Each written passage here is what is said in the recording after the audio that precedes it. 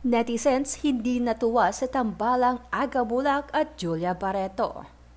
Kung pagbabasihan umano ang komento ng mga netizens para sa tambalang Aga at Julia, mukhang sa kangkungan raw pupulutin ang moving Ikaw Pa Rin Ang Pipiliin Ko ng dalawa.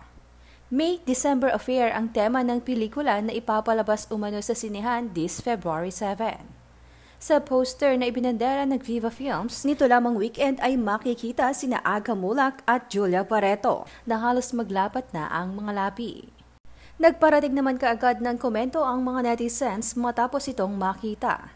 At sinabing hindi bagay ang dalawa dahil bago si Julia ay nakaparehan na rin ni Aga ang mga tiyahin niyang sina Gretchen at Claudine Barreto noong kabataan nila.